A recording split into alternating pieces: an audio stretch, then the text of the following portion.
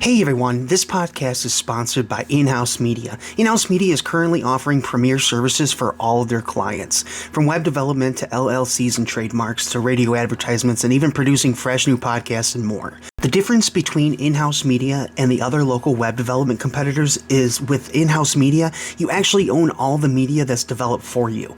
Don't get your head caught in the corporate cluster and work with someone local right here in Genesee County, a family-owned business who gives you the opportunity to own all of your trademarks, websites, and more.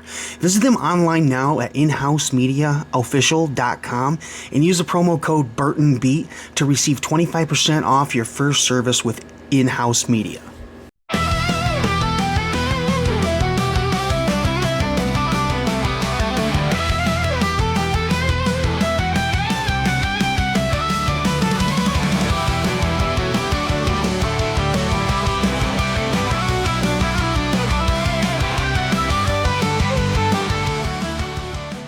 Hey guys, welcome back to the Burton Beat.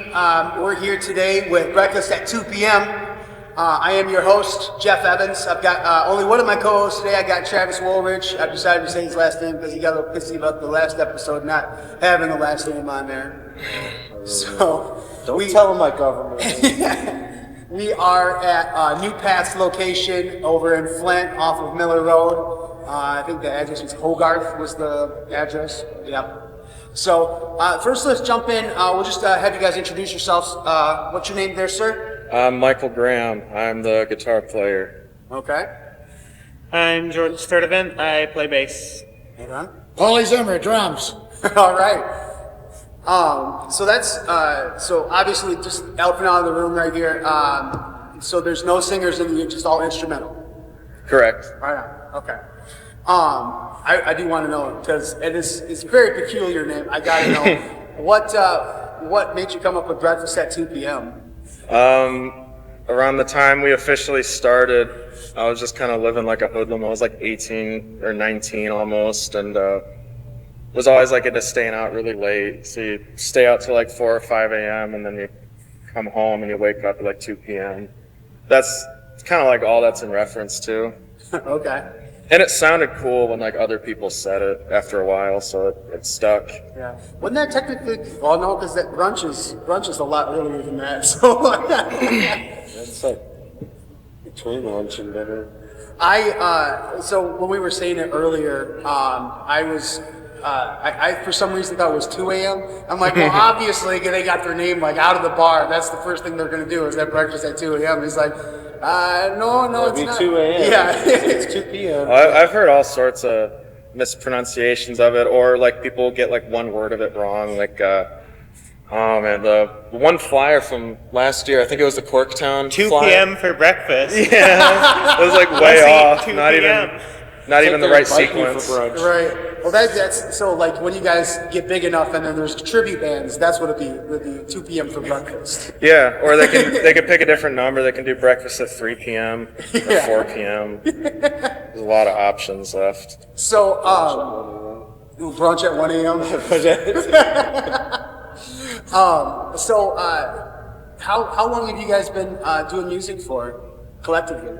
As a group, it was me and Jordan. We officially started like considering it a band in 2019 when our first like drummer joined. That was like in the spring. We've been playing music together since like 2017. Yeah.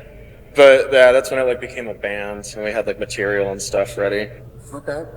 You're pretty young. Like when did you start like music personally? I started playing guitar when I was 14. I'm 25 now. Right on. How about let's go to you, Jordan. What about you? I started guitar and bass when I was 10, and then drums a little bit after that. And you're how old now? 28. Right on. And then Pauley's 19. Pauley, dude. Wow. He did not age well. What happened? I blame Chemical Valley. That's true. I started playing drums when I was 3. I had a piano and a guitar in my house at like 4 and 5. And been doing it ever since, and I'm 46. Yeah. So, okay. a hot minute. Where are you guys from? We all live in Port Huron. Port Huron? Yeah. pretty close to each other. Is that, hold on, so, is that by the thumb? It's like right on the border of Canada. You can see, was it Sarnia from across the river? It's We're right by on the Blue Water mouth Bridge. of Lake Huron into St. Clair River. Okay. It's the end of 69 and 94. Okay. So that's go quite a ways. We're I did look up a little bit about you guys. So as what I could find, it said that your guys' type of music is instrumental, progressive, and math rock. That's pretty much it. Yeah, it takes influence from all over the place, but if I have to like summarize it for someone, that's usually what I say. And even then, they don't know what I'm talking about. What is math? What is math rock? That's most commonly used to define music that's like got really complex instrumental parts, changing tempos, or like different, like just odd time signatures that you don't usually hear, which we do change our tempos quite a bit through certain songs. Okay. You see, that was a lot, because I'm dyslexic. So at first, I thought it said meth rock. And I'm like, well, that's going to be interesting. Meth rock would be black metal. Or mumble rap. Mumble rap, yeah.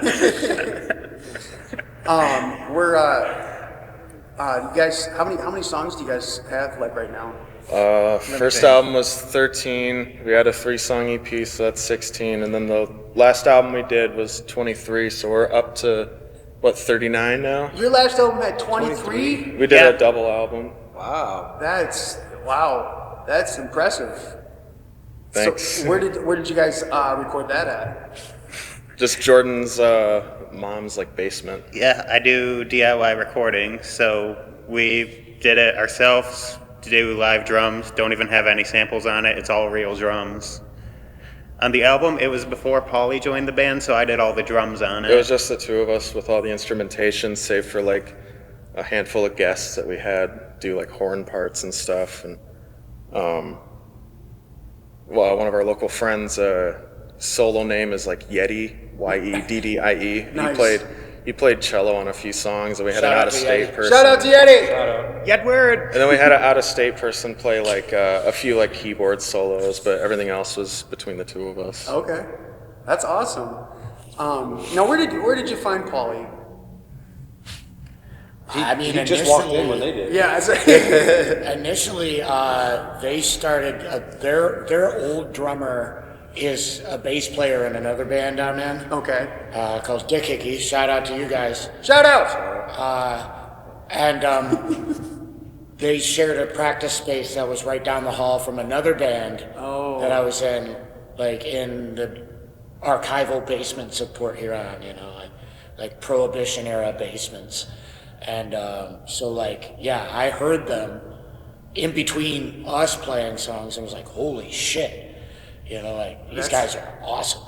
And Michael and I kept in touch online when Zach left the band, and he was looking for other, just players, various players. And I'm a whore, so I'm I'm in a lot of different bands. I know a lot of different musicians, and so he's like, "Hey, any horn players?" I'm like, "Yep." And then after a while, he's like, "Hey, any drummers that might be interested?" And I'm like, pick me. Right, pick me. Yeah, so Pauley's kind of always been like in proximity of the band. Like Pauley caught our first public performance at a open mic at a local bar. We ran the open mic actually. Pauley was the house band, or in the house band. So yeah, it's kind of kismet, really. That's really cool. Like, and it's like it was meant to be, kind of thing. I feel so. Yeah. How did you and Jordan meet? Same guitar teacher. Jordan was the lesson after mine. It's a local music place, and our teacher, who doesn't teach here anymore, he had both of us, and it was like after like a couple years of lessons for me, he said that we should like formally meet because he thought we'd have like a yin and yang kind of thing. Mm-hmm. And after he like introduced us one day, we actually started like jamming at Jordan's place. Right on. Where all have you guys played, like, as venue-wise?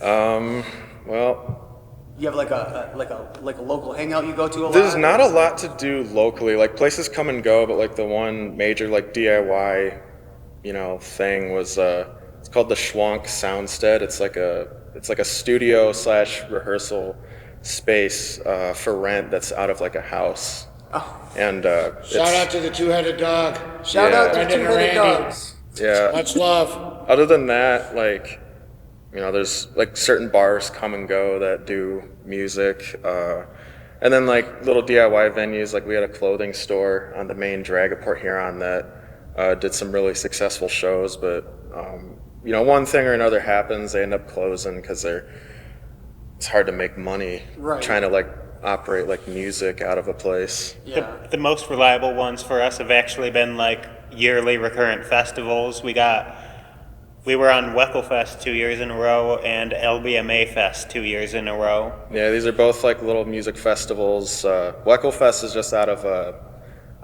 someone's backyard. It's my close to brother. town. Actually. Where's that located at? They're like what? Just on the technically- outskirts of Marysville, like Yeah. just on the border between Marysville and Port Huron. And they have like a Shout out long, to Jeremy and Kelly. like a long backyard, and it like goes. It's like narrow, but it goes far back. And in the back, the very back, they put a stage, and then the last couple of years we played the LBMA Fest, which is like the Lake Bonesteel Music Association. Music Academy. Music Academy, yeah, and they do like charity stuff, and then some of the stuff they like raise, they put on like an actual like outdoor like gig. And we played that the last couple of years, and then this past year we played Pride Fest, which is right outside of like the McMorran, which is like the big kind of like spot for entertainment in town. That's where they do like the hockey games and stuff, and like some concerts, but very rarely is it like a local band that gets to play indoors. Yeah. But that was I've always cool. wanted to go to a Pride Fest. I usually busy around those times, but that seems like This really year was fun. a real fun one. It was just so hot. I'm guessing it was in the summer. Yeah, it was like late June or something, maybe Yeah. July. Yeah, late June or something. It was crazy hot, but it was a good show, and those are the ones like that usually pay pretty well. Yeah. So it's always nice to get in touch with those people. I think the last time I was, I guess it was kind of like a Pride Fest. It was in Saugatuck. They had one there. It was pretty cool. I need to go to more festivals like Yeah, because the Port Huron has like its own. It's called the Ally Center, so it's like Right on. I don't know if it's like a thing that's like got more places in the state, but one of the people there like organized the fest the past few years, or couple years. That's cool. I know. So I was thinking, like, because you guys don't have a singer, I guess that kind of puts you guys. I would say, in my thinking, would put you guys above the curve for some places, but like kind of leaves you out in some other places. Like it's. Definitely. It seems to me that you wouldn't be able to go to like just a regular hole in the wall bar and just play, because there's not any vocals, but at the same time it still leaves you open for you to just go anywhere, really. Yeah, I mean, it really depends on the place. Like we have luck in bars, but there are definitely places that kind of turn their nose up at the instrumental rock designation. They don't really listen to it, so they think it's like maybe like easygoing, kind of boring stuff, because like a rock band without vocals is like unthinkable to some people. But like we'll do like quieter gigs sometimes, like an acoustic show. Okay. And some of those, it's like you're mainly being like background music. So that I think is really applicable when you don't have a singer, because you can just kind of soundtrack the evening. Like there's a local cafe called The Raven. Okay. We play there a lot. Oh, is that where? Is that the Edgar Allan Poe themed one? Yeah. Oh, I really want to go. I saw about that. Yeah. Yeah, that's like one of the other like big places to play in Port Huron, and they actually pay. So. Yeah. What are some of the hardest things? Just because it seems like you guys have a niche music, what would you say have been obstacles that you guys have had to overcome? One I personally think of is that there's a lot of promoters not promoters, but like, I guess promoters, the ones that book the shows and stuff. Yeah. A lot of them only want to book like a certain type of music, and they're very narrow about it. They won't give us a chance because we don't have like a screamy guy all sweaty up front. Yeah. But like I do find that a lot of like those people, even if they're doing different types of music, like individually, it's hard to get in touch with like the guys who do like the bigger shows out of town and That stuff. seems rough. Yeah, like a lot of it's like very kind of cliquish, and we don't. There's not like a lot of bands that would fall under our like category, you know. So like we've had like one show across however many years of being a band where it was at the Sanctuary earlier this year, and it was like one of the best shows I think we've ever played, just because of how good the other bands were and like how in line we felt they were with like our own tastes, and they're like all except one were like completely instrumental, and we've across however many years of being a band and like gigging out a lot, that's the only time that's ever happened. So you guys, do you guys feel like you guys get overlooked?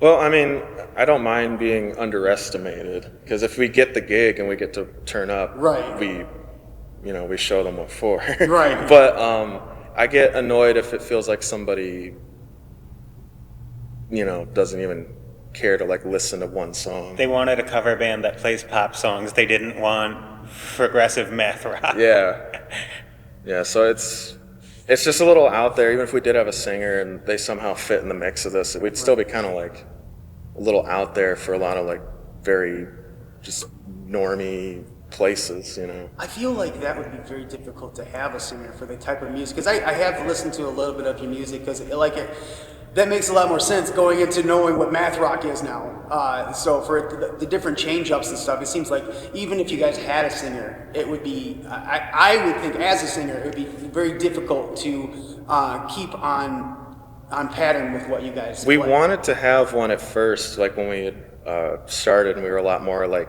straightforward musically, but we just never found the right guy. And as opposed to like just keeping our music kind of like developmentally on hold, I just thought it was more important to write the hooks on the guitar, so you don't need a singer, because that's once people hear the music, they're like, oh yeah, that's why they don't have a singer. Yeah.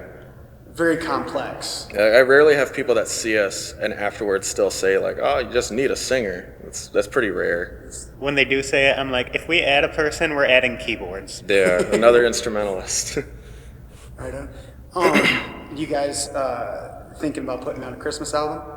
I mean, little late this year. Might be something to consider next year. We do have a Christmas-themed show in Bay City, December 20th. December 20th. It's going to be with some one local band called Promito Lux, which we're good friends with them, and then a couple others that are like kind of from that same like hub. But Promito is like the local one. It's going to be at Bone Jacked Apparel, a little clothing store. It's called Merry Progmas or something. So it's like all prog adjacent bands, and we're pretty excited for that. That's cool. Now, doing the clothing stores and stuff like that, do you guys have merch? CDs and stickers. We just started stickers. We've always had like CDs. As long as we've had like recorded music out, we've always made CDs for it. But like other than that, like we've been pretty slow to embrace like other forms of physical merch. So like the stickers, that's relatively new for us. But we're probably gonna do like shirts and stuff at some point. Right on. Yeah, 'cause especially if you guys are gonna be at clothing stores and stuff, that you might as well, because they're gonna be in there looking for clothes anyways. Yeah. That's cool. You guys have any design aspirations to go along with your music, like for like merch wise? Well, we do have like a couple of our stickers are like themed around things relating to the band. Like the one is a guillotine because of the name of one of our songs, and then another one is a Converse shoe because that's just been kind of like the prevailing shoe of the band since we started. There's always been at least one person wearing them. Do we have any other? Yeah. Y'all wearing Converse? You guys all got Converse on now? Both of us do. Is there any other? Wearing the Chucks. So yeah, pretty well represented right now. Do we have any other sticker ideas that we had? I think we had the one where it looked like a Rice Krispies treat. Yeah, I thought about the Yeah. cereal box. That one, there's like a rough design for it, or it might be the final version, I don't know. But that one, we haven't made anything for it yet. It's kind of a pun on the name, which I usually don't like, but it's funny. So I think that's it might work. hilarious. I'm a graphic designer, so that's the first thing I go to is just designs and stuff like that. So, because you guys really, I mean, you have it set, so you could do a whole bunch of. I mean, it would be punny, but it definitely would work to your advantage to have a lot of like different breakfast themed, merchandise and stuff like that. It's something I used to like really object against, was like trying to like make a pun off of the name, and even still we're pretty like against like gimmicky marketing. Yeah. But I mean, once you lighten up a bit, there's a lot of potential for like artwork and stuff. So Travis has got this one design of for breakfast. It involves a pretty big sausage and some eggs, but it's can in the imagine. works. Yeah. right on, we'll be in I touch. almost forgot about that one. Yeah. Some bangers and mash. Yeah, some bangers and mash. Now, when it comes to music, who is there a specific? Just one of you guys write music, or is it collective? 90% of it's Michael. Yeah. It's pretty much all me. There is some collaboration, like on the last record. There's a couple of songs where Jordan contributed like a couple sections when I was stumped, but it's pretty much all my making. Can you walk us through like a process to the or is it just like I'm writing down stuff and then we'll go from there? I usually just write with the guitar, like trying to come up with cool ideas and then bridge them together. And it's like a lot of really active guitar riffs, like one after the other, but you always want to have like a little bit of like a higher level of thinking about it where you make it into an actual song. Mm-hmm. So like you have like a recurring like theme or something, that's where it gets kind of hard. And then once I have like that structure down, I present it to the band, and we usually like work out everybody else's parts. I might sometimes come up with like the bass part for a few, but once you get to like the arranging stage, it becomes a little more collaborative, like letting, drummer figure out their own drum parts and stuff like that. Or we might change up certain tempos to make a transition make more sense, because I think is like the hardest part is like bridging parts and like transitioning sensibly when there's like so many different kind of like pieces to a song, especially one of ours. What would you say is your most popular song? It's, I think the one that gets the best like reception live would be one of like there's like a couple that I use like a tapping, kind of like an overhand weird tapping method that people don't see too often. The one, we're gonna be playing two of them tonight. Shamanto is like the one that I think always gets people going, and then one that was often like a set closer was Framework for Asymmetry, because it has like a big guitar solo at the end and stuff. So that's always fun to like throw that one in too. How do you come up with the names of the songs? Is it just like a feeling, like this feels like this? Because I mean, usually it's from the musicians I've talked to and stuff like that. When it comes to naming a song, it's because it's in the lyrics or has something owed to it. So just like with it not having words, like how does that inspiration come along? Really depends. Like if it's like a general feeling from the music, you can sometimes articulate it and like into words, and that becomes a title.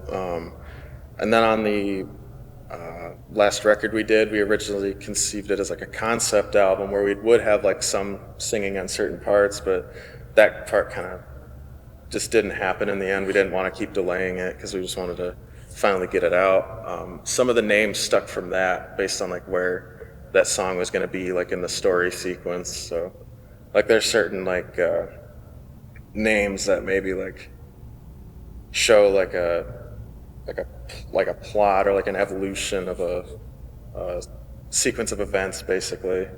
Right. And then the rest, are pretty much just like trying to come up with something that sounds witty. Right on. That could be difficult sometimes without going overboard. Right. There's I listen to a lot of instrumental music, and one of my favorite bands is called Stratosphere, and they're pretty much all instrumental. And the cool thing about their song titles is like, the music, when you're like thinking about the title, the music kind of soundtracks your imagination about it. Okay. So if you like just kind of think about the title itself, and then you're listening. Yeah. Like then you kind of build the story in your own head, and I've always thought that's really cool. It's like I've seen you do that like at the planetarium where they kind of do that, like it's a light show kind of thing, and it's got the music, so you're usually like almost like that kind of thing with your imagination, and that forms the song title and what it's about. Yeah, I mean sometimes like it's really crazy. I think it's like it's always subjective where the inspiration begins. Yeah.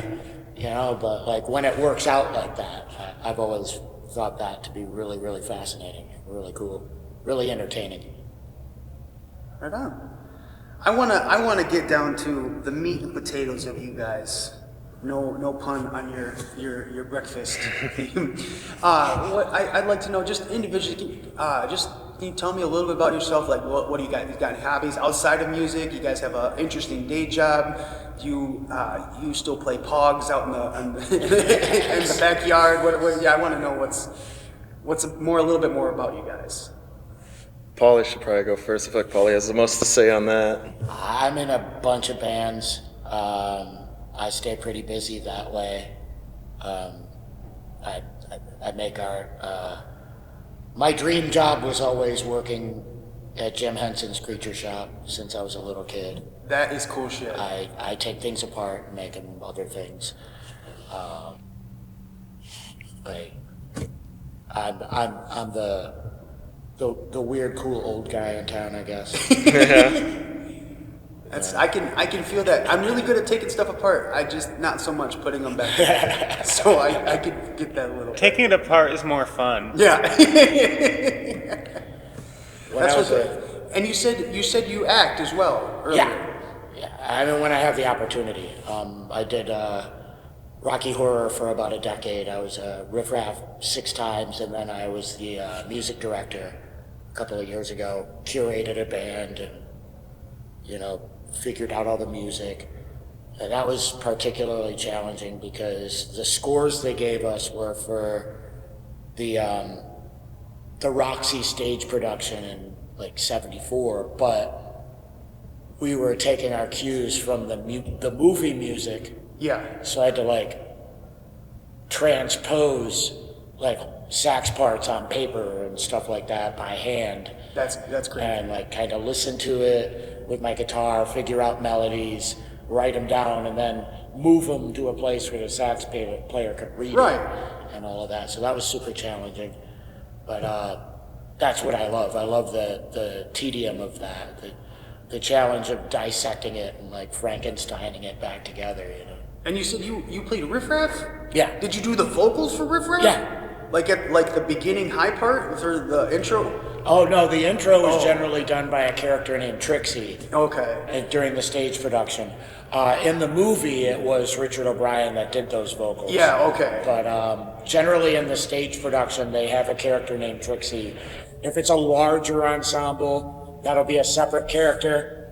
But on the like grassroots, smaller ensembles, there'll be a couple of characters that play more than one. Yeah. So on your like bare bones cast, generally the person that plays Magenta will also play Trixie. Yeah. And like the person who plays Eddie will also play Dr. Scott. So like they know. Right, the interchangeable. Okay. Right. That's really cool. And you said you did a light horror porn in your 20s? Is that what you said earlier? No, horror comedy. Oh, horror comedy. I'm sorry. But I like how you think. And you said, because you were telling me earlier that you have some IMDb credit. I have an IMDb credit, yes. I was a small part, like kind of it's kind of the punchline, really, of the movie. But the movie's called The Cabining. It was written, directed and produced and performed by the Tapera brothers, Mike and Steve. Shout out to you guys. Shout you out. guys kill it. It's a lot of fun. Really, like one of my best friends from like kindergarten got me involved. He and I were in Rocky together a lot too. Shout out to you, Pete. Shout out. He got me in the movie, and it was really cool. I'd never really been on an actual set before, so just seeing all the moving parts and like the way that is done and stuff was really educational and a lot of fun. Oh, that's really cool. And yeah, it's a fun movie. It's ridiculous. So is that like, I guess that kind of puts you guys ahead of the game. If you guys plan to do like music videos in the future, I don't know if have you guys done music videos yet? No. Because that would be, I mean, to have that kind of connection, stuff like that, especially if you could make it horror themed, that's almost making a movie, right? That would be really cool. We definitely were open to putting out a video, especially with trying to promote like an album. It's definitely like on our to-do list, but I don't know exactly when. I think we could hook them up with Tyler Zickafoos, and like maybe if he could shoot one of his horror movies. So just not so much like with words or anything, but just different horror shots, and then like you just have the music, being the focal point, but then being able to make a story go along without saying words with the horror. I think that would be dope as fuck. That's actually kind of one of my favorite things, is like propelling a narrative without dialogue. Yeah. Like in a way, kind of like Peter and the Wolf. Yeah. Like where I didn't even think of that. because it's an entire story being told, but there are no words. Right. Now that you said that, I was like, because I was trying to think of my rock opera, yeah. But I never actually like thought, because I was trying to think of like different scenarios where I've seen that. I couldn't think of anything. Yeah, that Peter and the Wolf. I remember seeing that was that by the guy that did, is it Tom Jones? Not Tom Jones. The guy that did Tom and Jerry, the Tom and Jerry, the Looney Tune cartoons. He did the animation for Peter and the Wolf back in the 70s, I think, 70s or 80s or 60s.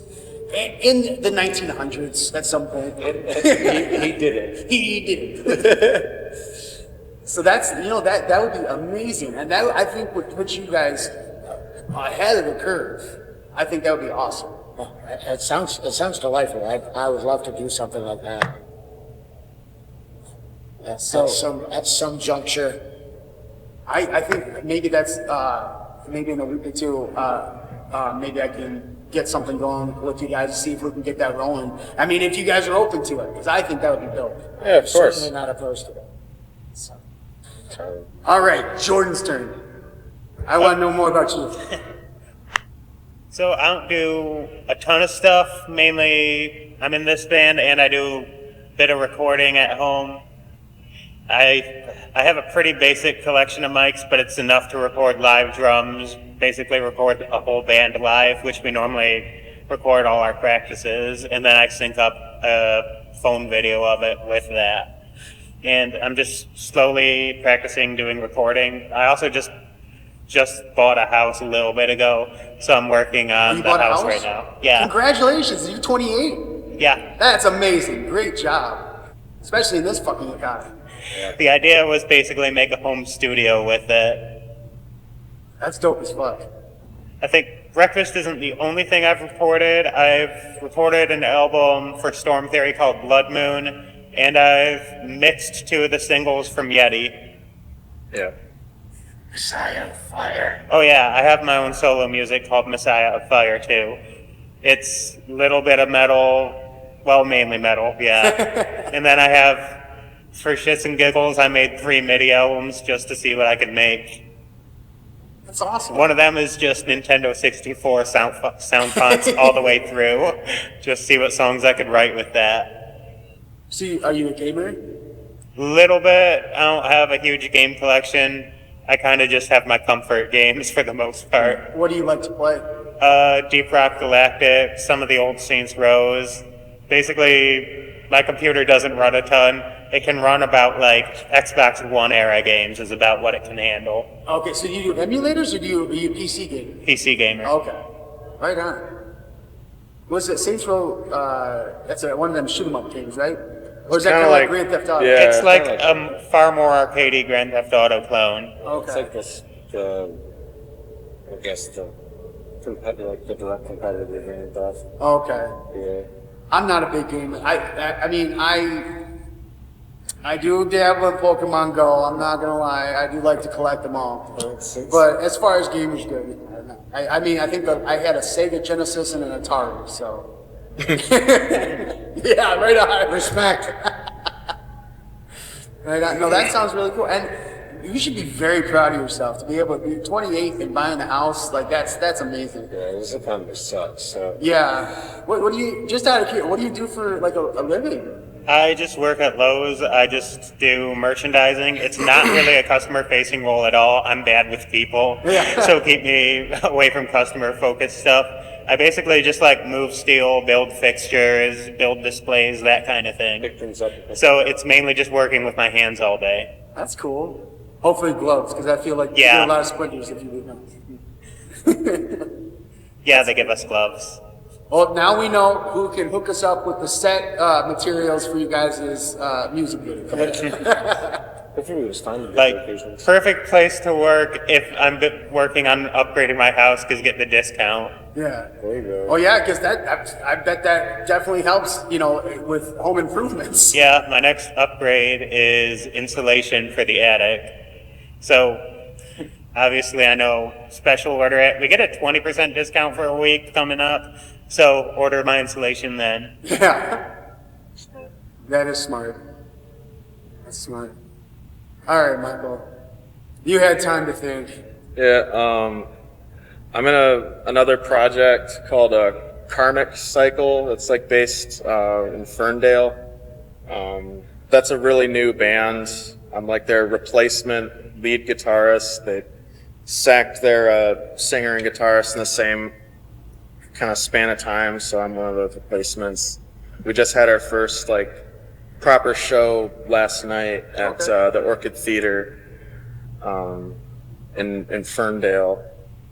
And top of that, I've done some like recording for other people, like mainly just session work, which I really enjoy. It's just not always like getting to not often like many projects that reach out or anything.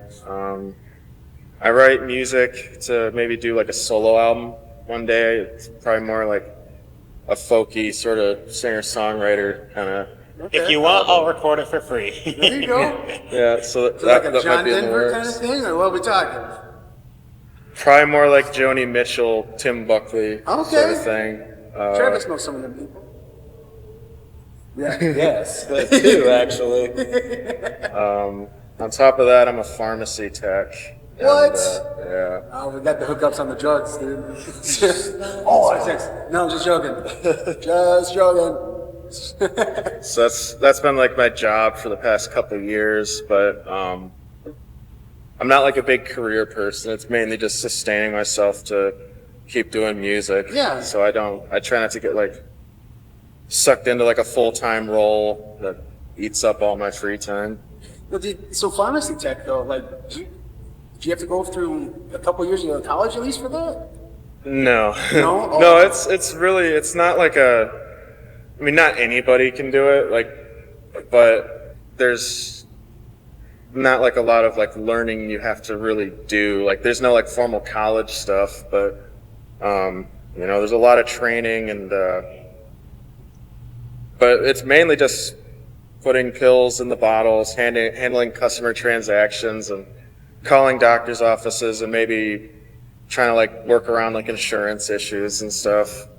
I feel like that's a very intellectually like trained job. Like, that seems like obviously like no, not just any Joe Schmo could do that. It seems like you'd have to have a good degree of intelligence to be able to do that. You do have to know how to use computers properly.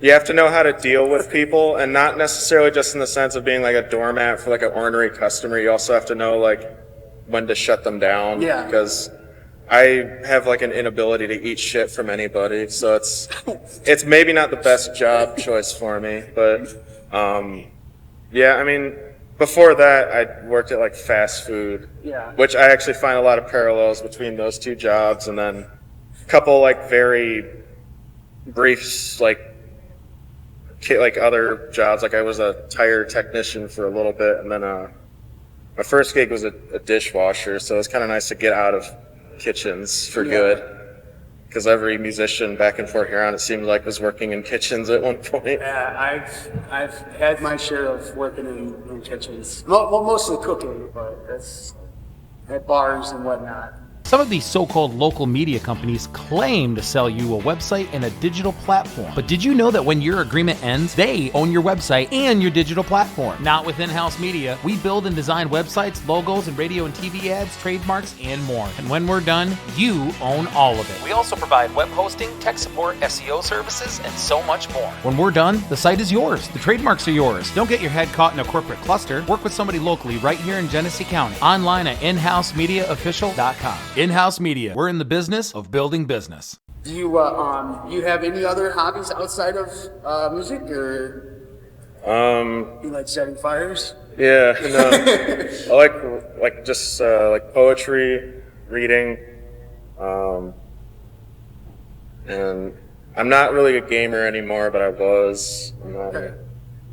Yeah, it's just kind of all over the place. I have interests, but this is like the main one. Yeah, like by far. You seem like a very deep person. Like your aura right now, it's just like you got like very thoughtful. Like I think a lot. Like I have a lot of wisdom, and like I've got this nice feng shui with the world. That's what I feel right now. Sometimes I'm fairly troubled. I mean, who isn't? I mean, there's some like spiritualist stuff, like over the past couple of years, I've studied some teachings of like Buddhism, not like in a religious way, but like just informational. Yeah, it's like you can learn lifestyle positives from it. That's mainly what I've gotten from it. I think there can be something learned from something positive can be taken away from just about every corner of teaching. So I can agree with that. I picked up a Quran once because someone was. I know this.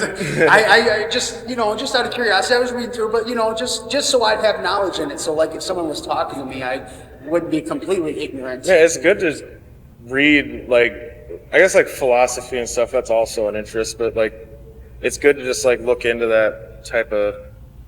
I don't know, because it gives you stuff to ponder, because a lot of people don't have like an inner monologue at all. Like they don't think about things on a deeper level. Yeah. So it's definitely healthy in that sense. Yeah, and I don't think a lot. I just pretty much just do, and then afterwards I'm like maybe I shouldn't have done that. So I can see that thinking probably does help at some point. I've been trying to learn to think more, but it doesn't exactly work well for me. I'm not Victoria Kira. Victory loves preparation. Now, do you? I just want because let's go back to music a little bit. What album you said? So you have 3 albums out right now. What's that last one? You said it was a double EP? Yeah, it's an hour and 50 minutes. Yeah, it's a double-length album, 23 songs. That would be a hell of vinyl. It's you'd have to two vinyls, both Probably back, 4. A, B, C, D. Yeah, because it's 2 discs already, so vinyl it would probably be like 4. Yeah, It's called Blinded by Noise, and we put it out in August. And then before that, we had an EP in 2023 called 10 Weeks of August, and then our first album in 2021 is called Defined By. Okay. But that's all we've got as far as like recordings at the moment. We are trying to do probably like an EP in the near future, just to like do some one-off experimental ideas, and then devote attention to doing like another proper, like a 3rd album. Okay. We like how far in the future are we talking? I figure maybe 2 years from now, if we had like a proper third album out, Okay. that'd be pretty on schedule because we definitely can't. We're not like a album every year band. Yeah. Well, especially for how much work you guys put into it, I imagine it'd be very complicated. Yeah, and I figure a lot of groups, they just put out a record just to go play shows. Yeah. Like, that's really not the way you want to do it. Like, it's kind of a dying art, but people still need to think of the actual album and like the song collection as the sort of like height of artistic achievement in music, as opposed to playing some crab shack bar for $20. Yeah. Because we like playing live, but having good music comes First. that's priority. Right. Yeah, I've picked up from a good friend of ours, John Hammond, where he said that I play for myself, and if anyone else likes that, that's just bonus. That's my mindset. Yeah. I like that. And then you guys have shows coming up? Yeah, so the 13th, where's that one at again? That is our Ypsilanti. Yeah, the place called the Regal Beagle. The Regal Beagle? It'll be our second time playing in Heard of that Ypsilanti. place. That sounds cool as fuck. And then 20th, we've got the Bay City Bone Jacked Apparel one, the Happy Progmas show. And that's about it for this year. And then we've got some stuff in January and nothing really lined up yet for anywhere else in the year. So we're going to be looking to fill out our calendar pretty quick here. January 10th, we have the Eagles in Port Huron. Yeah, it's like a hall. Yeah. And then is the one on January 17th confirmed yet? Which one is that? The Sanctuary. That is confirmed, yeah. There's just getting like details. Which one was set that? up. It's the Sanctuary. That's in like Hamtramck, right? Yeah. Oh, yeah, that's, we have a lot of friends that play in the Sanctuary. Yeah, I think it's approaching autumn played there not too long ago, didn't it? I'm pretty sure. It's going to be like another kind of prog-oriented show. And then I think that is just about it for the time being. Right. Well, there's a couple stuff maybe later in the year. Like we've got that one in August. That's like a backyard bash that we played at last year. But yeah, the near future, that's all we got right now. You guys gonna try to get in on some fests too? Oh yeah, we're trying to do like everything. Like we were averaging about 4 gigs a month last year, Okay, sometimes that's- 5. That's really respectable. And playing everywhere. Like we played as far as Tawas City a couple years ago, so that's like a good almost 3-hour drive from Port Huron. Then like Rose City and like Jackson, those are both like 2 hours plus from Yeah. us. But if there seems to be like they have something to offer and it might be a good show, then we try to go for it, because you want to make return trips to places to kind of build your following, which it does work, you know. Like we played Jackson for the first time this year, and then we had another show a couple months later, and you do see like a lot of those same people like involved with it and in the audience. And the person who saw us at the first one got us the gig the second time around, so it has like a snowball effect. If you're able to put on like a good show and Well, yeah. you have good music, people try to bring you back out. Yeah, it's it shows more about you guys too, because like if you guys sucked, you probably wouldn't get that many gigs. No, yeah, you do have to. surprised. No, I mean, obviously I won't name names, but like we've seen some very just subpar acts. So like somebody's giving these bands a gig, but if you really stand out, your trajectory is a lot farther than theirs. Yeah, I've seen. Unfortunately, I know there's a lot of pay-to-play things. I don't really support that. I don't think that's fair. All bands should avoid that like the plague. Well, it's a good thing Never too, do pay to play. because the main pay-to-play people. Are we allowed to name and shame? 'Cause this Yeah. guy sucks. All right, Paul Cobbledick. Yep. Yeah, see, the fact that he's known, so he sucks. He's on my friends. He's on my Facebook friends list only because I like to see who he's working with, just so I can poach him to be on the show. He's got himself a reputation these past couple of years. We have done a couple of shows with him. The first time it was pay to play, and we cleared the ticket quota pretty well. But he'll use it as like a vehicle to put his own crappy band as the headliner. Yeah. While he's got all these kind of small timers sweating to get the audience in for them, which is just not right. It's not fair. Yeah. Yeah, and then the second time around, it is a shame because the second time it was these shows are both at the Diesel Lounge. That's a really cool place, but it's just a shame because he's one of the only people that books through there, and the other one's he pretty much only keeps metalcore. It's like a revolving door of metalcore bands, so we're never really part of it. Yeah, he did. At one point, and we're he wanted them to. The Blind Pig, I think, was one of the things that he was doing stuff with Blind Pig and the Diesel. Have you guys played the Diesel? I have. Yeah. A couple times. I like because of the dual stages. That's pretty dope. We still gotta get on an Infused show for it, but I've never seen them do a prog one. No, he kind of blows us off, so I've just kind of gave up. I'd rather not pander to someone for shows. I'd rather them regret not having us. So we're just gonna keep doing what we do and not feel like we're getting left out. But yeah, the last time we worked with Paul, it was a show where we didn't have a ticket quota, but the other bands did, which is just kind of crooked. We're all working under different contracts. It's just weird. And the other bands didn't know about it either. They didn't know that we didn't have to bring people in to make money.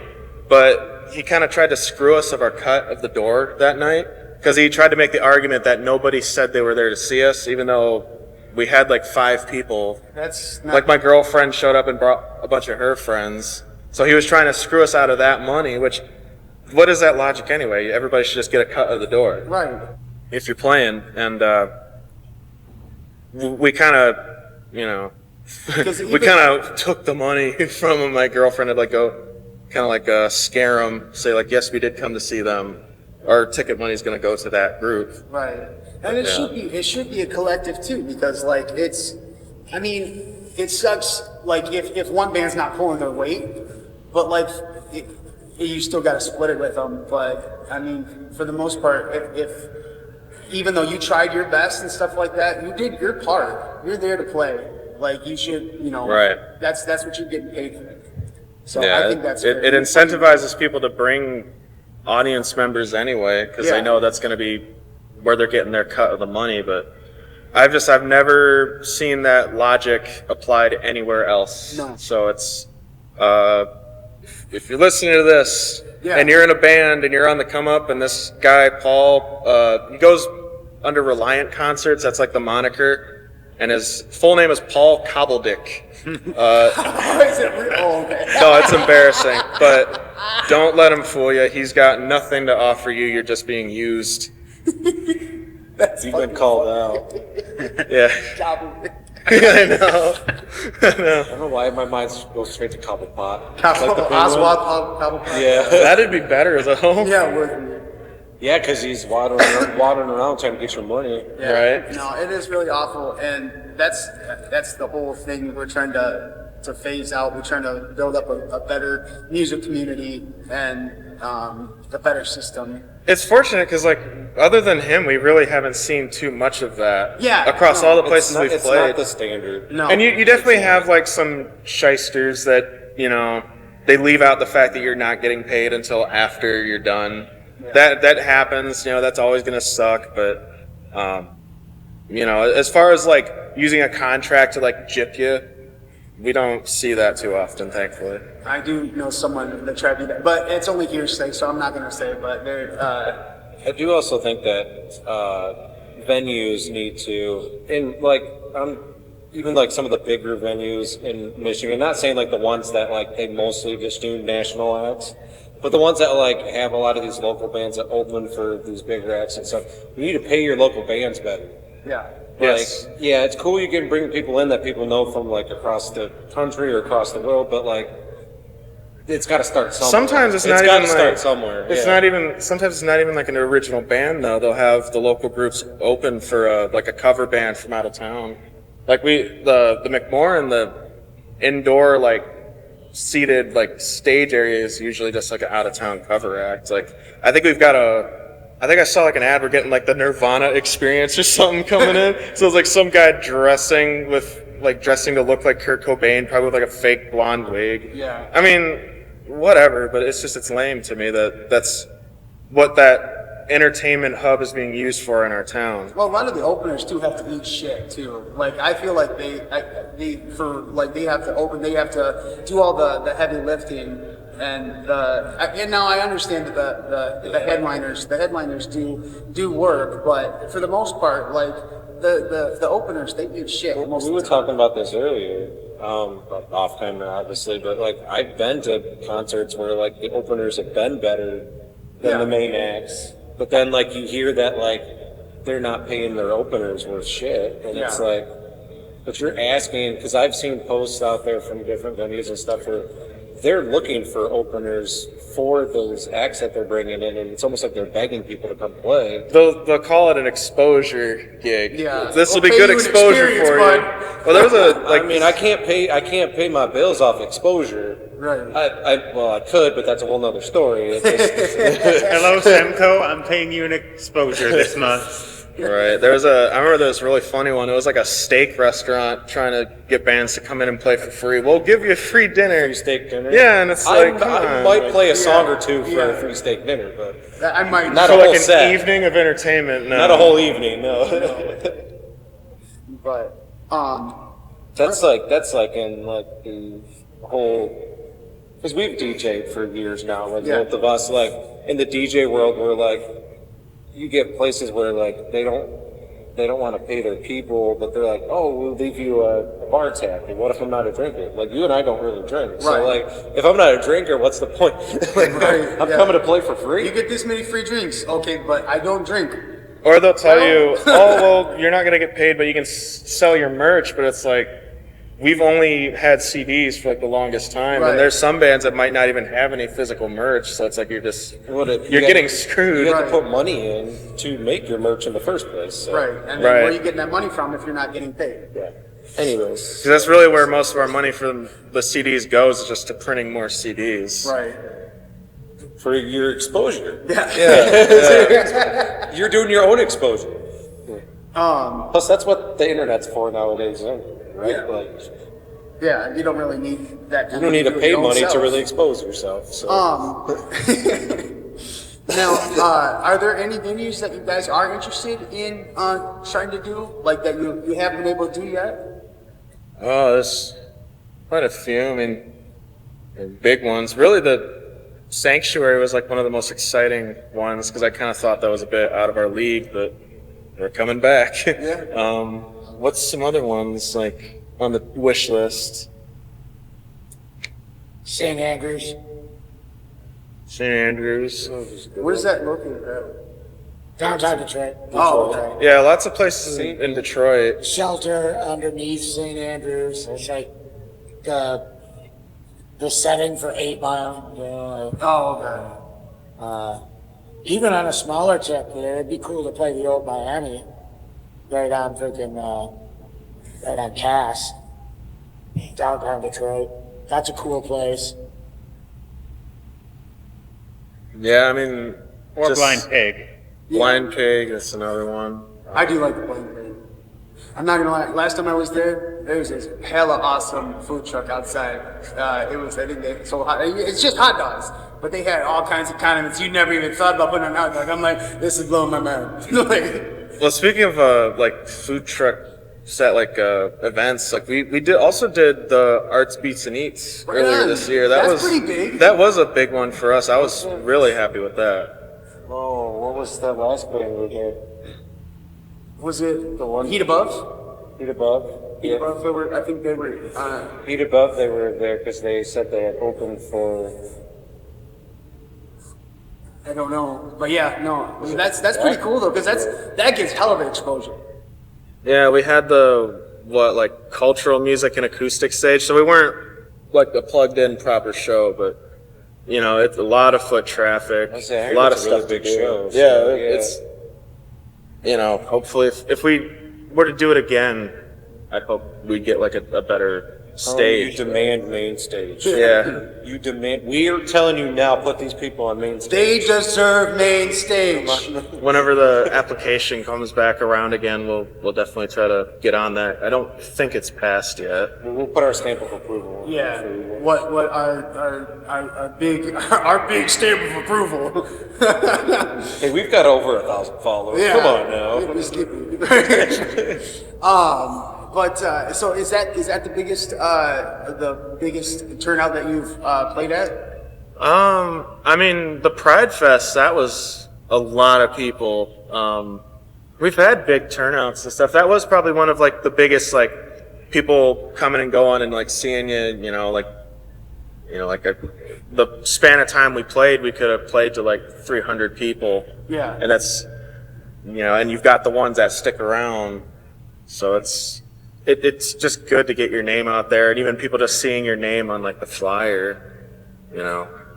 I just thought of something that is in there that works for them is because they don't have to worry about, because they don't have a singer, they don't have to worry about like drunk people coming up and yelling, "Play Free Bird!" Like they don't have to worry about that. I got two of them right here.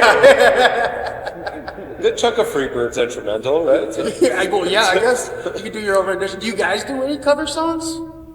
Well, we've occasionally we'll break out the King of the Hill opening. Nice.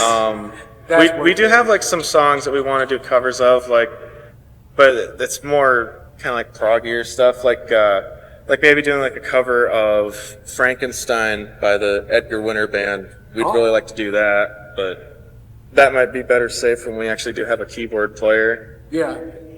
There's definitely some songs that would be cool to get down, but since Pauley's so new, we're still focusing on like the back catalog, and then if we have time for it, we'll work on something else. I have a lot of homework. Yeah, a lot of homework. It's not an easy job. Got a lot of math to do. A lot of math. You're basically learning my drum parts, and I basically say I'm a mid drummer who plays fast. So that's what you're learning. It's really cool though, because they give me like wiggle room to make it comfortable with my own approach to fills and stuff, as long as I keep the groove. Yeah. Keep the integrity of the tune, what it is, Do my best to get as close to the album, but then also I got a little bit of license to put my fingerprint on it, Right on. And that's cool. I thought of this too, actually, is without them having a singer, and this is taking a jab at myself being a singer too, is they don't have to worry about a member not bringing in their own equipment. Yeah. Because the singer never carries in the equipment. Yeah, I know. You don't got one bum's like, all right, I'm set up, guys. Yeah. That is a big plus. So what is something your fans would be surprised to learn about you? As a collective, individually. Actually, let's do individually and then maybe as a collective. You want to start off, Pauley, like last time? Nah, but go in reverse. Okay. I got to think about this one. I gotta think about it too, I guess. I'll be honest with you, I'm not certain anybody would be surprised to learn anything from me. I mean, Pauley's pretty open, it sounds Pauley's like. right, yeah. We've seen that video. I mean, maybe people would be surprised to hear that I have a lot of like singing experience through like choir. Like pretty much all of middle school and most of high school, I was singing. That's cool. And I haven't really sang since, so that's probably something like people that know us just for like the band wouldn't assume. All right. How about you, Jordan? You got anything on deck? Something that your fans would be surprised to learn about you. At one point, I was in a reggae band called LCF. I do not listen to reggae. I was mainly there for the punk songs, but I learned how to play reggae bass. Did you get to? It's more like ska music than the Did you songs. do one of those steel drums? The No. They had a sax player that was kind of like the most adventurous like instrument in the group. Yeah.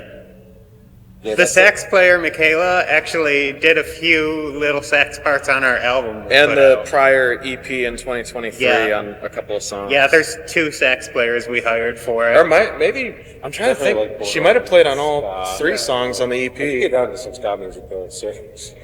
Yeah, we definitely like to incorporate horns. We are big fans of, well, I am a big fan of like jazz. I know. You need a whole horn section. So like the next time we see you guys, it'll be like 10 members, still no singer. It's Yeah. more of an orchestra rather than anything. Yeah. And then they can do their Christmas album. Yeah, then we do the Christmas album. Pauley, do you got anything yet?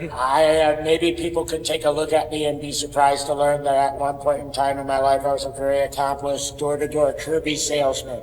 A what salesman? Kirby vacuums. salesman. Kirby salesman. Very accomplished, you said. I didn't even know that. I was a recruiter. I was a distributor. Number one I'm not a in this region. distributor, but a recruiter. I hired and trained and walked people through their sales.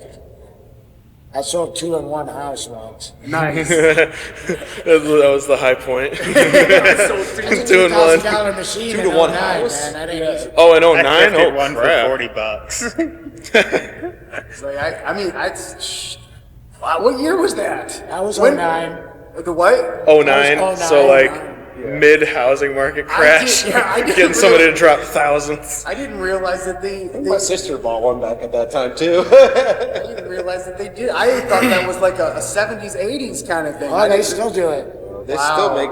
You just don't see the Kirby's as often. Yeah. They don't advertise. Yeah. They're like, No, they come to your house and Yeah. advertise. Yeah. I was also a carny for a while. A carny? What did you do? Like what? I ran a game, flip a ball, traveled up through the Southern Valley of Texas. It Wow. was a good time.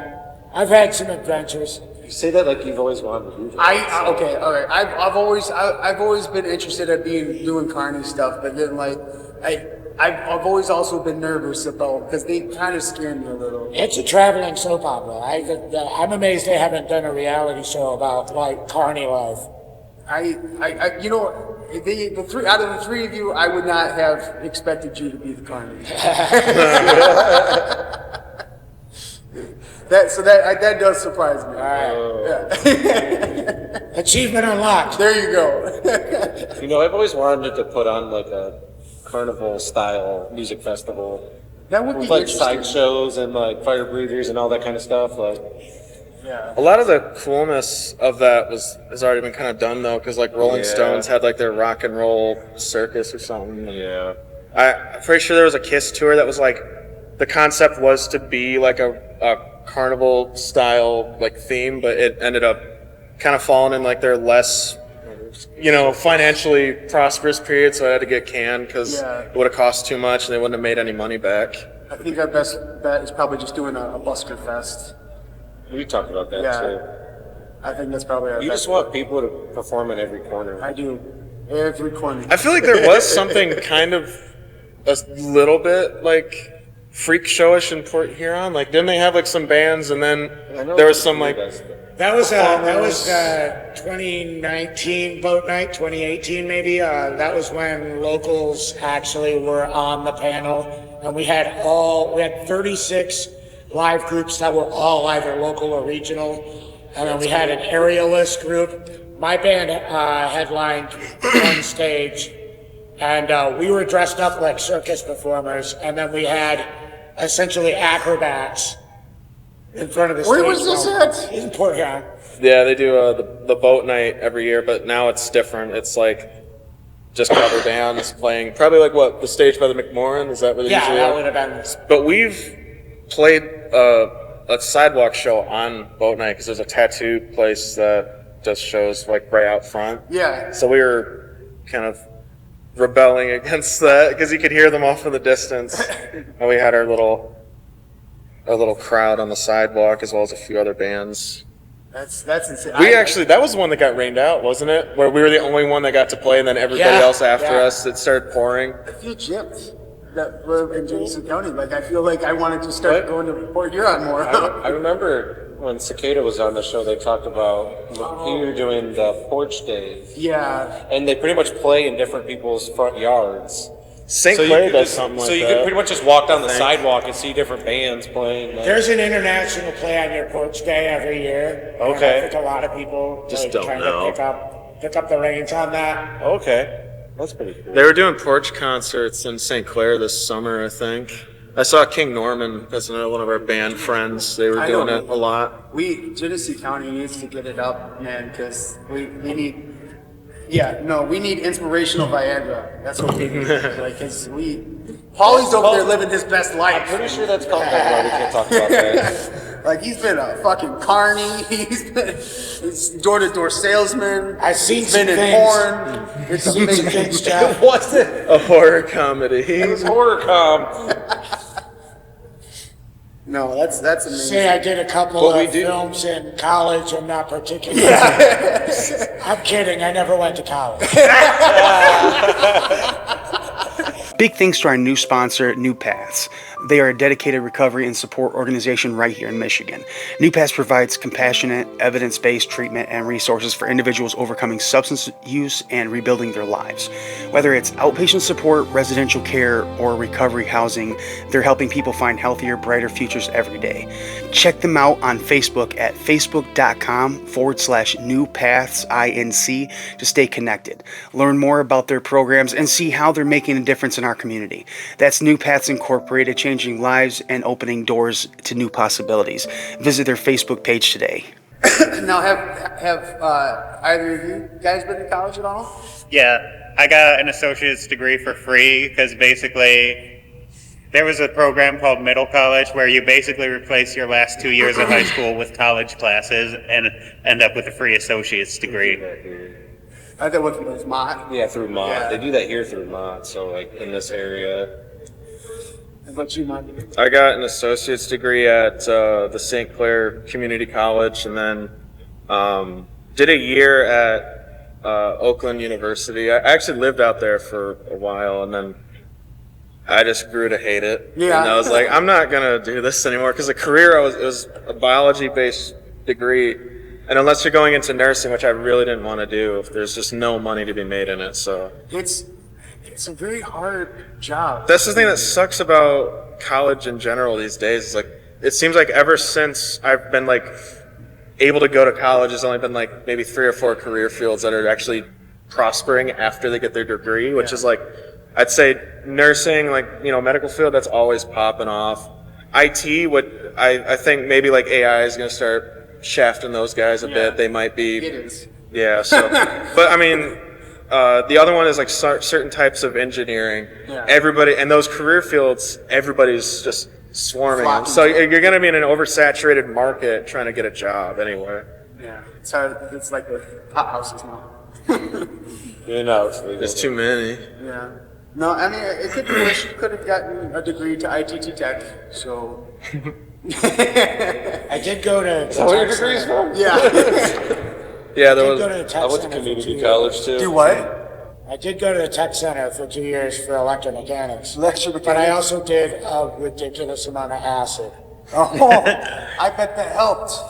I mean, I learned a lot. I test wires with my tongue. Yep, this one's live. You went to college? Yeah, I got an associate's degree at Mott for business. Oh, so when are you gonna start helping me with the business? I was gonna start writing stuff down, but you got stuff on both those pages. I- We'll brainstorm later. I'm very unorganized. Maybe not later today, because it's been a long day, but we'll brainstorm later. All right, now We also have to produce a reality show about carnies. that is true. Reality show about carnies, which is I feel. You know what? I'm gonna write that down now. I want a motherfucking cut. Pauley gets a cut. Pauley wants his crackers.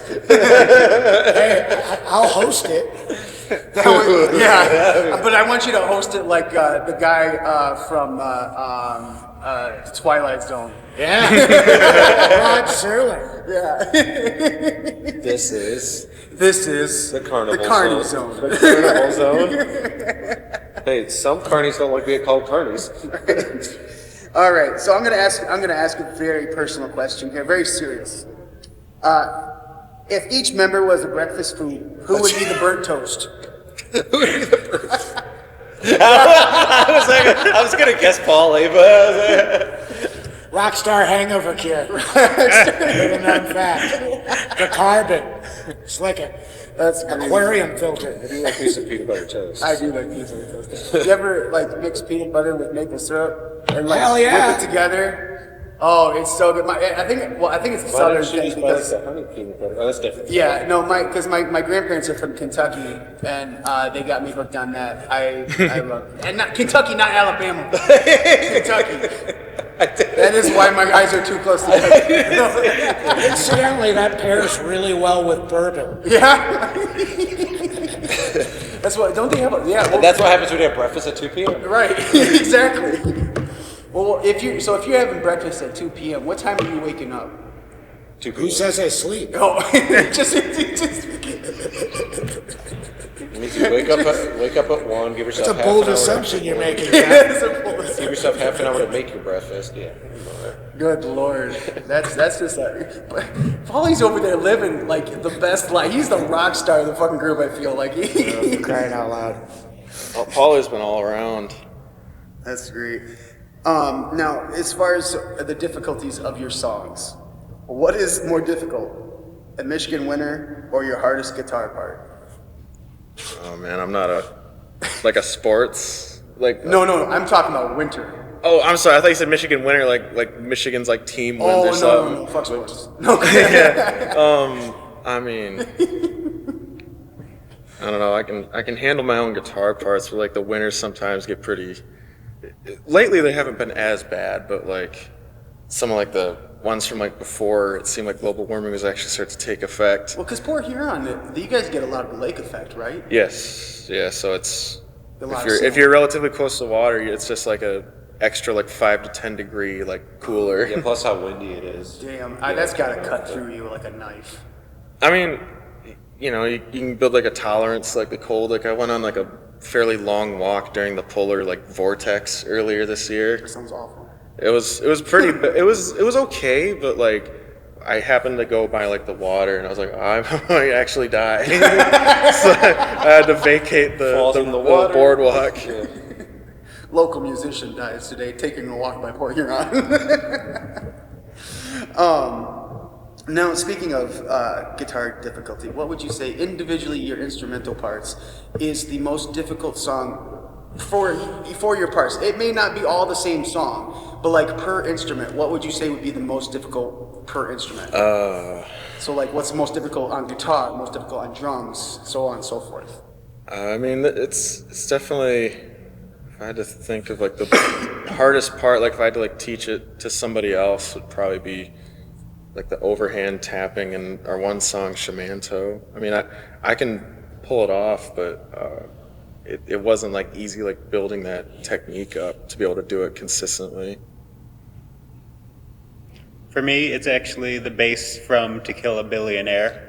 All the songs where Michael writes the bass are harder for me because he writes parts that he's comfortable playing, not that I'm comfortable playing. I have smaller hands, so that has some impact on doing the big stretches. In general, too, like the songs have like a lot of twists and turns that you have to be like aware of. Like we'll have like sections, we'll have like a start and like something that feels like a chorus. Yeah. Obviously, we don't have singing, but then we'll just have like 3 or 4 like sections that never come back again. Then it's ends on the chorus or something else. So it's like you have to memorize like all these like really hard parts one after the other. What about you, Pauley? What's I would say that like there isn't really a particular segment of any song itself that's difficult. The difficulty lies in bridging them together. Okay. In like It's the speed up to slow down or moving from this piece to this piece, remembering where all the changes are, the dynamics, Because of loud like and tempo soft. changes too. Yeah, You have to be able to like and then like building the train where it's all organic and it's Yeah. all like doesn't feel forced. That's generally how we've been teaching the drums, is just doing it like part by part instead of trying to get like a solid playthrough from the get-go. Because like for like a much more simple like band that doesn't change tempo, you could probably do that, but not with this. This has been the most challenging band I've been in a really long time, and I was in like a 16-piece big band, jazz band, stuff like that. Wow. I read, like... What haven't you done, Pauley? I mean, well, a lot of stuff. I don't climb mountains. Yet. I've never scuba dived. Yet. Give it time. We'll on our tour, we'll have side activities. But yeah, you know, I lost my train of thought. What were we talking? The difficulty in. Oh yeah, at the end of the day, really, it's just, you know, making it cohesive and making it organic. Yeah. That's the biggest challenge. But like, I'm here for it. I love the challenge. You know, like, I assume that you'd have to be in this band. it It doesn't seem easy. it's refreshing and inspiring to be like, shit. Yeah. Sometimes, you know, like, stop. All right, that was my bad. Let's try it again. Oh, we're doing that there? Okay. You know, like that stuff, all of that stuff. And, you know, kind of retraining my muscle memory to accommodate it, you know, like that's the thing that makes Pauley great is that he doesn't give up. Like because we went a while without a proper like drummer. Jordan can play drums, obviously, so we were able to go play live and stuff and record. But finding like a designated like third member of the band was tough, especially like on the like drumming end, because a lot of people they like the music, but they actually try to learn it and they give up. You know, we had a couple of guys that were real cocky and thought they were going to be able to have it ready in time for our next show, and then the like day of the first practice we're supposed to have together, like, yeah, I'm not doing it anymore. You know, like whatever, dude. I assume it's not for the weak. No, it's not. Speaking of, I couldn't help but notice that you pulled up with 2 guitars. Oh, yeah. They're not You in like look both there like I did. they're not in like a different tuning or anything. I always bring a spare just if you like break a string, so you're not like completely screwed. Cause Both very nice looking guitars too. I do take pride in those ones. My Epiphones, they've been kind of like my main live guitars for a while. It was the red one that's there, but I'm gonna try the Les Paul tonight because I haven't used that one primarily for a little while. Well, I have a lot of other guitars, like especially when it comes to like recording. We used those 2 guitars. There was a Strat of mine. I had a Jackson Kelly with like the Floyd Rose that like shredder guitarists use.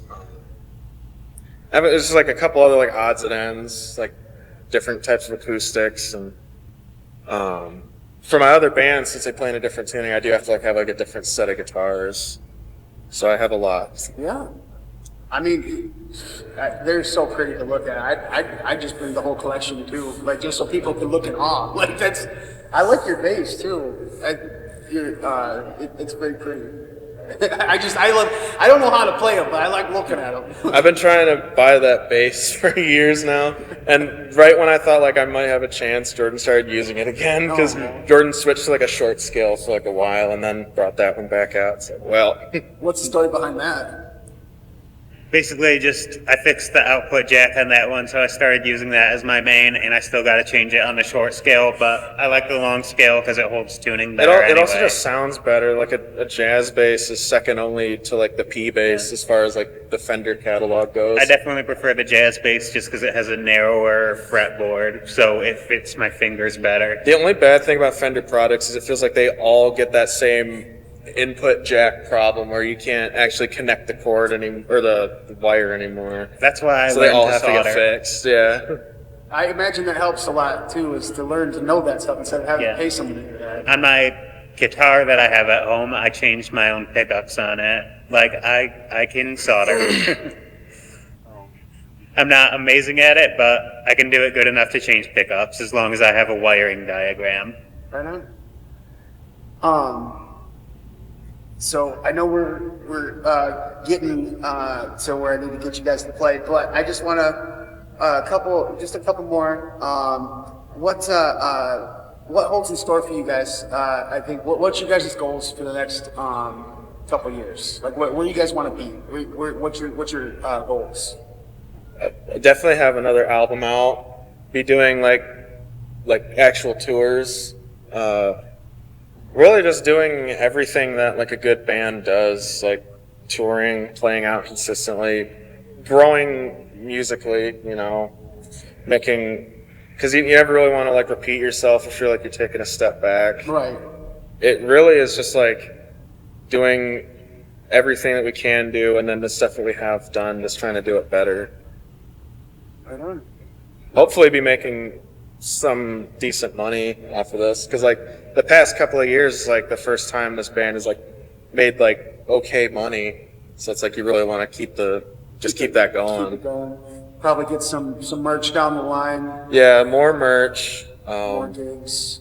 Yeah, I think more fests would definitely. Maybe we were talking about maybe getting like a manager, just because like booking shows just sucks doing it on your own. Who has the best mom?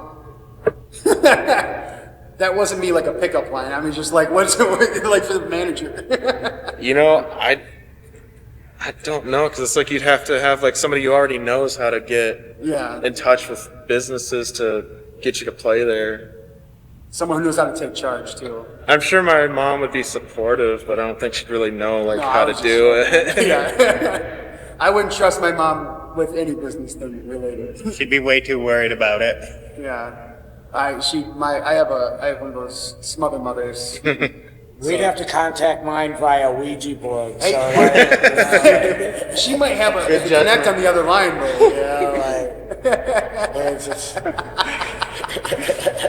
that'd be a cool name for a song, Ouija My Mom.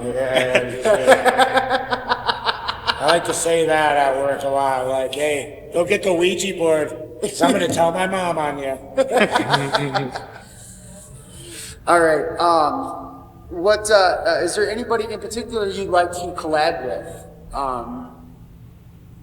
Just that, not. I mean, like somebody like, I don't know. Like famous? Yeah, like Eric Clapton. Alive or dead. Well, definitely not Clapton. No, I just don't. Me and Pauley kind of are a little snobbier when it comes to guitar players. Trace Bruette. Who? Trace Bruette. Who's that? Founding member of Mr. Bungle, CEO of Mimicry Records, Secret Chiefs 3. Brilliant dude. Really, really cool, down-to-earth guy. I'd love to collab with that guy. Maybe have some like famous like jazz session players do some stuff for us, because we do want to keep incorporating like different instrumental textures, and that'd definitely be like good. Like have like a well-known like horn player on something. Yeah, that'd be cool. Was that not Miles Davis? Was it? Miles did play trumpet. Yeah, he's dead. Yeah, well, I said alive or dead. But. Oh, alive or dead? I don't know. Miles would be kind of hard to deal with. he seemed can mean. You do Zoom calls on Ouija board? Zoom Ouija. We're working on. Hold on. Zoom. Ouija. No, Miles, he'd be like mean to us. He'd be like, "Your charts suck." As far as the live ones, I mean, I have to go through my little list of good session players. Some Kenny G. Maybe try to hunt down some people that played on like the Steely Dan albums, because a lot of those guys are still around. That'd be cool. I was trying to remember the groups that did the recording for, Funk Brothers, I think the ones that did the ones from Motown. Yeah. I think that'd be obtainable. They're old. I want to work with the flute player from Jethro Tull. There is a guy. The flautist. There is a guy in Michigan. His name is Saxo Rose.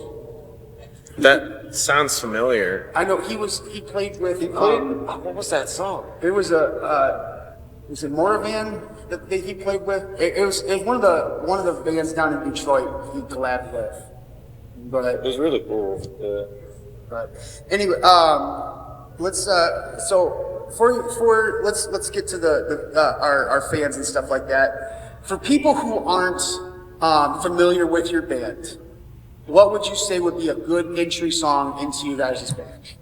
Shimanto.